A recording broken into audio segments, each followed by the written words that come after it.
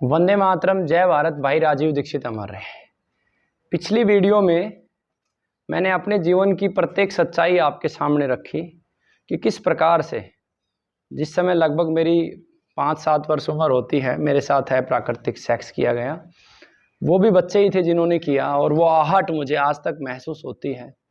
और किस प्रकार से मैं उस कार्य में लिप्त होता होता वो 50-60 बच्चों की टीम, वो सभी एक दूसरे के साथ कर रहे होते हैं, और आगे चल के उसी लत के चलते हुए किस तरीके से मैं लड़कियों के पीछे घूमा फिरा, अपनी जीवन का कितना समय मैंने नष्ट किया।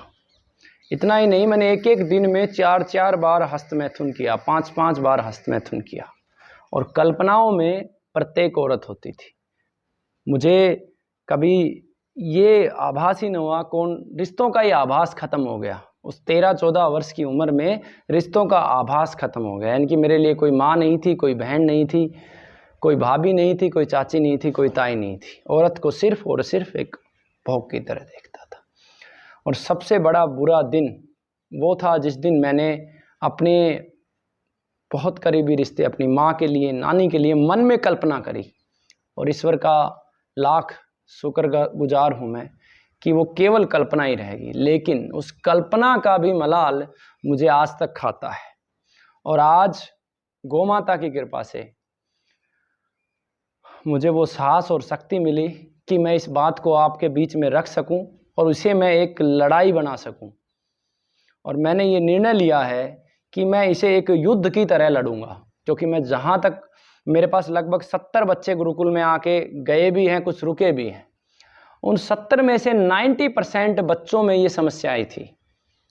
मेरे जो पहले 2 बच्चे मेरे गुरुकुल में आए थे, उनके बड़े भाई उनके साथ ऐसा करते थे। वो सब हमारी तरीके से ही है, क्योंकि ये एक बहुत बड़ा स्कैंडल है। ये स्कैंडल इसलिए है कि पूंजीपतियों को पता है कि अगर चेतना खत्म हो गई इन बाकी मनुष्यों की, तो हम इनको नियंत्रित कर सकते हैं, गुलाम बना सकते हैं। इसीलिए हम लोगों में विकृतियां जानबूझ के दी गई। मैं ऐसा नहीं करता कि जिस समय देसी बीज होते थे या पूंजीपति नहीं होते थे, उस समय भी विकृतियां थी, लेकिन आज विकृतियां चरम पे है। हमें जानबूझकर फुहड़ता परोसी जाती है, बचपन से फुहड़ता परोसी जाती है। प्रत्येक फिल्म का जो सारांश होता है, वो प्रेम का सारांश जाके निकलता है लड़का लड़की पर। प्रेम केवल लड़का लड़की नहीं है, प्रेम केवल संबंध बनाना नहीं है, सेक्स करना नहीं है। प्रेम एक बहुत उच्च कोटि का विषय है। प्रेम हम बड़ पीपल से भी करते हैं, पक्षियों से भी करते हैं, जीवों से भी करते हैं, माँ से भी करते हैं, बहन से भी करते हैं, भाई से भी करते हैं। लेकिन इस फिल्म इंडस्ट्री ने प्रेम का अर्थ लड़का लड़की पे लाके केंद्रित कर दिया।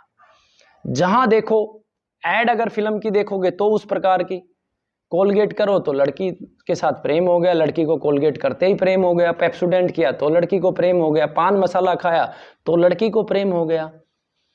तो इस कुचक्र से समाज को बाहर निकालने के लिए मैंने ये निर्णय लिया है कि इस विषय पे मैं गांव-गांव, मैं घर-घर, हर स्थान पर जाऊंगा और मैं समाज को जागृत करूंगा। प्रत्येक पिता को कहूंगा, अपने बच्चे से पूछो कहीं वो ऐसा तो नहीं कर रहा, क्योंकि ऐसा करने से मैंने अपने जीवन को पूरा नष्ट किया है। सोचो, जिस एक बूंद वीर्य से 8 जीबी स्नायु मस्तिष्क के डिलीट होते हैं, शरीर की क्षमता खत्म हो जाती है, तो कैसे महाराणा प्रताप पैदा होंगे, कैसे भगत सिंह पैदा होंगे, कैसे राजीव दीक्षित पैदा होंगे। हमारी तो आने वाली पीढ़ी सात्विक ही नहीं रही। अब तो शादी से पहले सभी लोग अपने वीर्य को नष्ट कर रहे हैं, अपने बुरा हाल है। और मैं जहां तक देखता हूं कि अगले 8-10 वर्षों में ऐसी आग लगेगी इस देश में कि जब एक माता पिता अपने घर से निकलेगा तो वो अपनी बेटी को और अपने बेटे को अलग कमरे में ताला मार के जाएगा, और नहीं जाएगा तो विनाश दरवाजे पे खड़ा मिलेगा।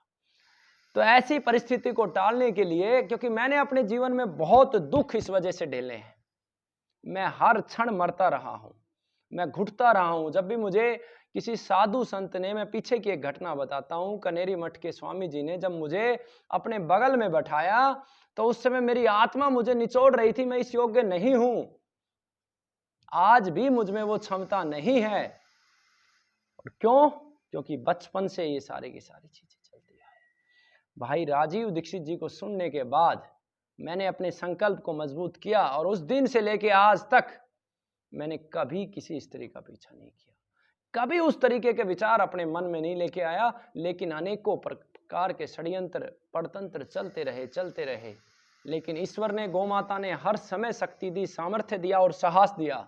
और आज सबसे प्रार्थना करता हूं कि इस लड़ाई में मेरा साथ दो। ये सपना भगत सिंह का है, क्योंकि भगत सिंह का एक सपना था व्यसन मुक्त भारत, व्यसन मुक्त भारत। और ये शब्द मैंने भाई राजीव दीक्षित जी के मुंह से सुना था कि भगत सिंह चाहता था व्यसन मुक्त भारत। वो चाहता तो शराब, बीड़ी, सिगरेट, गुटखा मुक्त भारत कर देता, लेकिन व्यसन इस समय दुनिया में अगर सबसे बड़ा व्यसन है तो ये जो बचपन से सेक्स का व्यसन हमारे शरीर में डाला जा रहा है, ये सबसे बड़ा व्यसन है। इससे उच्च कोटि का, इससे घटिया, इससे बड़ा, इससे विनाशकारी व्यसन इस समय पूरे संसार में दूसरा नहीं है। बाकी अन्य दर्जे के व्यसन होते हैं। तो अब मैं चाहता हूं इन सब विषयों के साथ मैं गांव-गांव, घर-घर जाऊं।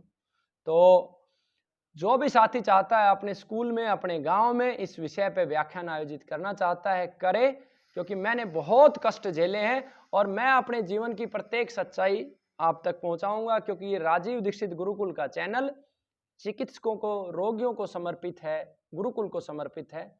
तो मैं अपने जीवन के विषय यहाँ नहीं रखूंगा। सत्य अमृत करके एक चैनल बनाया है जिसके ऊपर मेरे जीवन के सारे विषय मैं आप तक खोलूंगा।